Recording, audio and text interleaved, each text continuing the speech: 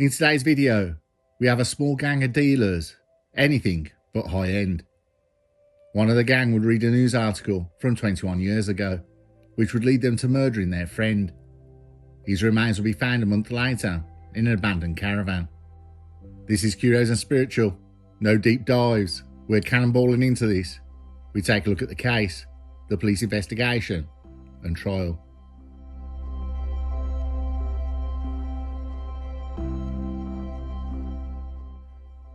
We go to Yeovil, 2024. Michael Wheeler, 37 years old, was himself a user and a dealer, and would drive two of the dealers he worked for, David Garland and Mark Roberts, around Yeovil. Michael Wheeler had been friends with Garland and Roberts for a while. He owed them £100, but more than that, strangely tensions between the three men were becoming strained. In August 2024, Michael Wheeler was so concerned for his safety, he told his ex-wife he had just started carrying a knife. They had a video call late on the 23rd of August in which he looked panicked and rattled. He then ended the call abruptly. The last thing he said was, "I love you, princess," referring to their daughter. He said, "Tell that little girl I love her." The next day, on August 24th, that morning the 37-year-old left his flat in central Yeovil, climbed into his car and telling a neighbour he would see him next week. It was an ordinary promise. No one who heard it realised they were witnessing the last confirmed sighting of his life. When Michael failed to answer his calls or turn up for arranged appointments, friends and family grew uneasy. Messages stacked up, then weeks crawled by with nothing but unanswered rings and a vacant car parking space. On 16th of September 2024, Michael's family surrendered hope that he was simply off the grid and filed a missing person report with Avon and Somerset police. Officers found his car abandoned in Somerset, locked, undamaged, and parked as though the driver always meant to return. The case was logged and passed to the Force's Major Crime Investigation Team.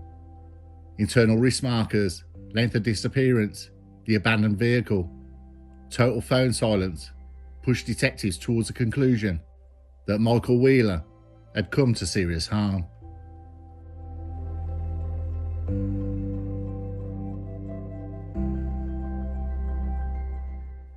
Search operations intensified between the 17th and the 23rd of September. Uniformed teams, drones and dog handlers swept the wooded areas of Ham Hill, the quarry ledges of Stoke-Southampton, farm tracks near Crewkerne, and a series of flats and semi-detached houses across Yeovil. Public appeals went out on the radio and social media, urging anyone with sightings after the 24th of August to call. Yet every grid search, every CCTV trawl returned the same result. Michael Wheeler was gone without a trace. Detective Chief Inspector Laurie at Spienberg broke the news on the evening of the 23rd of September. The investigation was now a murder inquiry. A witness had seen Michael Wheeler's car. It was seen crossing town and then parked near Juniper Close, which is where two dealers lived, Mark Roberts and David Garland. Police went through call logs and had their first clue. Police were called on the 24th of August to a disturbance, an argument. For about an hour, neighbours heard shouting, including, "We know, we've seen it online, and give us our money." Another neighbour was awoken by a man screaming, "Please leave me alone. You're going to kill me." One neighbour made notes of the names she could hear being shouted, Dave, Reuben and Sparky, which was the nickname of Mark Roberts and Reuben Clare. Police were called and an officer spoke with Mark Roberts outside his flat. Roberts said he didn't like the police and everything was okay. The police officer had no concerns and left.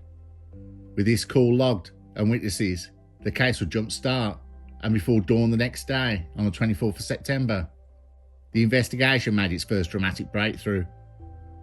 Acting on intelligence, police executed simultaneous raids at 6 addresses in Somerset and Dorset. Hello. Hello, mate. All right. Is it just you here, or? No, it's me and my mate Dave. All right. Cool. Wait a minute. Where's Dave? My mate. Dave. Dave, stay there. Dave, stay there, mate. Right. Police in Yeovil during the searches came across Michael Wheeler's passport and the keys to his car. Mark Roberts' flat was later examined and stains of Michael Wheeler's blood was found along with a golf club and a baseball bat. 5 men were arrested on suspicion of murder: 39-year-old David Garland, 38-year-old Mark Roberts, 28-year-old Jack Rance, 18-year-old Reuben Clare, and 32-year-old Angus Warner. In a brief statement outside headquarters, DCI Spienberg told reporters that despite the sudden arrests, detectives believe there is no increased risk to the wider public. The reassurance did nothing to calm the town's nerves. Police continue the murder inquiry with no body investigation. A month later, police still searching found Michael Wheeler's remains. They were found in a derelict caravan among dumped rubbish on farmland in Yarlington. Crime scene officers lifted the board inside the caravan and found human remains, later confirmed as Michael Wheeler's. Police did not release the cause of death, citing the need to preserve forensic integrity for court. But they spoke of significant violence and the evidence of deliberate concealment. Family liaison officers delivered the devastating news to Michael's relatives that evening.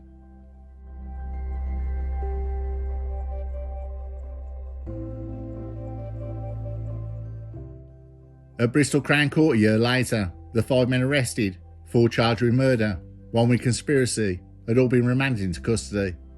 All 5 pleaded not guilty. The investigation will reveal the catalyst, the tipping point, tensions between Mark Roberts, David Garland and Michael Wheeler. Roberts and Garland were taking a dislike to Wheeler, but the reason is why. Yes, he owed £100, but it would be revealed by police of what turned the 3 friends against each other. One night, Roberts and Garland began searching for the name of Michael Wheeler online, and to their shock found an online report about the 2003 sentencing of another man with the same name for PDF file offences, and incorrectly linked it to their friend. There had been rumours about Michael Wheeler that he had a criminal history, and the rumour that started to circulate was he was a PDF file. Police confirmed that the offences he was convicted of involved a female over 16 years of age. However, at the time, it was believed among the community what Roberts and Garland had found. Of that case, Michael Wheeler was convicted of false imprisonment and assault. The incorrect info had been found out a couple of weeks before the night he was murdered. Rumours had started to circulate, and it's believed then Michael Wheeler started to fear for his own safety. The Crown prosecution laid out evidence. Michael Wheeler was convinced to go to an address in Juniper Close, where the prosecution believed that the co-accused had made arrangements to take him there and beat him up quite significantly. And that's where he's then been murdered, at the flat. 4 neighbours heard what was going on. One of them recorded what she could hear on her mobile phone, which were able to use as evidence and supported what other neighbours heard as well. It was quite harrowing to listen to, and you can hear Mr. Wheeler screaming for his life. So it was pretty traumatic for the neighbours who had to listen to that. It's the sort of thing you hear in films. He was photographed with serious injuries, and that photograph was distributed. The investigation was a massive task. It was a chaotic scene. There was blood, there was hundreds of bottles, and so many different forensic opportunities there. So it took 10 weeks in total to forensicate the scene. When Michael disappeared, his mother was suffering from a terminal illness. She passed away before the trial, but had written a victim personal statement which was read to the court.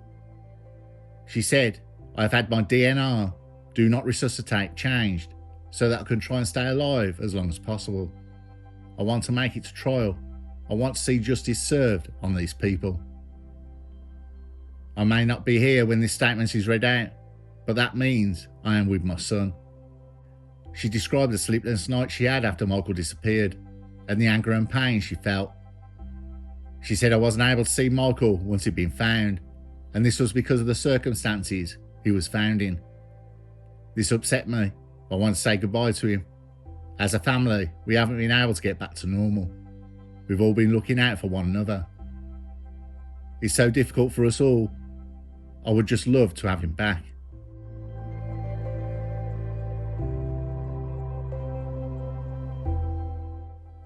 On Friday the 13th of June 2025, David Garland was sentenced to life imprisonment with a minimum term of 32 years for murder. He was handed a 2-year jail term for preventing the lawful and decent burial of a dead body. The sentences were to be served concurrently. Mark Roberts was jailed for life with a minimum term of 27 years for murder. The 3 other men were acquitted of all offences. In impact statements, Michael's older sister described him as a loving man with a big heart. She said he was brilliant with her children, always making time for them. She said, "It breaks my heart they will never be able to see them grow up. The children miss their uncle terribly. Michael never had the chance to say goodbye to our mum. He was her golden boy."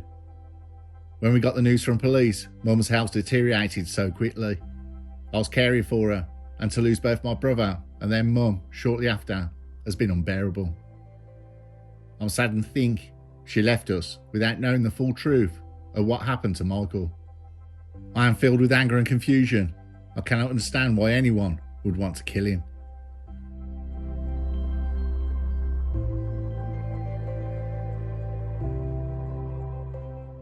This is a case I've been waiting a year for, and the press coverage of this has been quite small.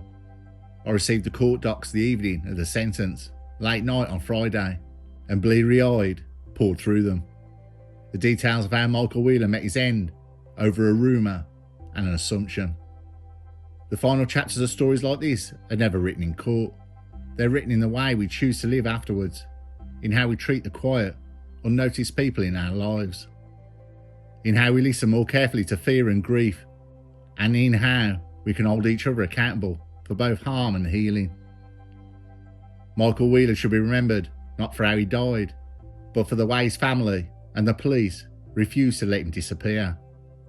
In that, there can be hope, in a world that sometimes turns away too quickly.